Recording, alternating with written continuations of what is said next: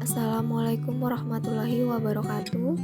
Perkenalkan, saya Indi Trizazi Agustina, peserta Latsar BPSDM Jawa Barat, Kabupaten Magelang, Angkatan 22, Kelompok 4, NDH 07. Di sini saya akan menjelaskan tugas individu tentang reshaping berakhlakologi dengan mengevaluasi dan membandingkan perilaku berakhlak di tempat kerja. Core value berakhlak merupakan singkatan dari berorientasi pelayanan, akuntabel, kompeten, harmonis, loyal, adaptif, dan kolaboratif. Core value berakhlak juga merupakan penggabungan dan pengkerucutan nilai-nilai ASN yang ada di berbagai instansi pemerintahan. Evaluasi dan perbandingan praktek berakhlak di Puskesmas Cangdua, Kabupaten Magelang. Di instansi tempat saya bekerja, yaitu Puskesmas Cangdua, Kabupaten Magelang, menurut saya sudah menerapkan nilai-nilai core value berakhlak dalam melakukan tugasnya.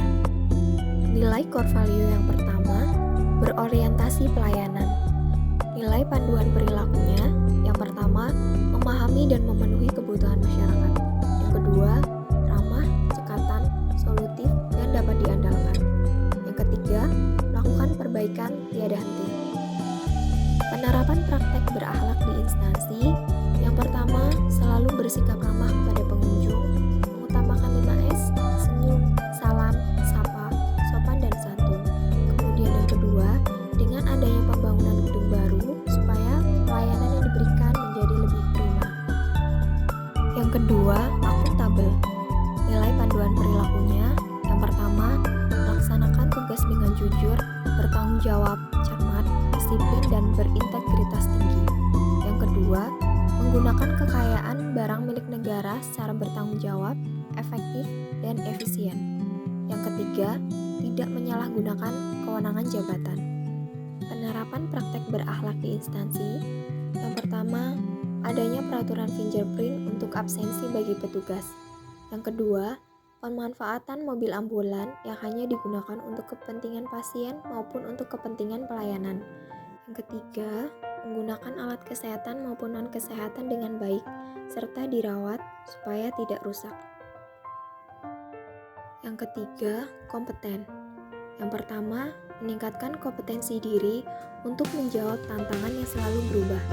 Yang kedua, membantu orang lain belajar. Yang ketiga, melaksanakan tugas dengan kualitas terbaik. Perilaku praktek berakhlak yang sesuai dengan nilai kompeten. Yang pertama, beberapa petugas di instansi saya sedang melanjutkan jenjang pendidikan, terutama untuk profesi bidan. Yang kedua, mengikuti pelatihan maupun webinar sesuai dengan profesi masing-masing. Yang ketiga, saling bertukar informasi apabila selesai melakukan pelatihan ataupun webinar. Yang keempat, harmonis.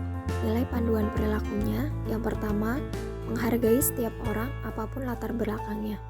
Yang kedua, suka menolong orang lain. Yang ketiga, membangun lingkungan kerja yang kondusif. Perilaku praktek berakhlak di instansi yang sesuai dengan nilai harmonis. Yang pertama, tidak membeda-bedakan dalam pelayanan kepada pasien. Yang kedua, saling bekerja sama di antara para petugas dalam melakukan pelayanan. Yang ketiga, selalu bersama-sama menjenguk apabila ada rekan atau keluarga rekan yang sakit atau tertimpa musibah. Nilai yang kelima, loyal. Panduan perilakunya, yang pertama, memegang teguh ideologi Pancasila, Undang-Undang 1945, setia kepada NKRI, serta pemerintahan yang sah. Yang kedua, menjaga nama baik sesama ASN, pimpinan, instansi, dan negara. Yang ketiga, menjaga rahasia jabatan dan negara. Perilaku praktek berakhlak di instansi yang sesuai dengan nilai loyal adalah: pertama, selalu melaksanakan apel pagi setiap hari sebelum pelayanan dimulai. Yang kedua, selalu bersikap dan berperilaku baik untuk menjaga nama baik instansi. Yang ketiga, selalu menjaga rahasia pasien sesuai dengan kode etik profesinya. Nilai yang keenam, adaptif. Nilai panduan perilakunya, yang pertama, cepat menyelesaikan diri menghadapi perubahan. Yang kedua, terus berinovasi dan mengembangkan kreativitas.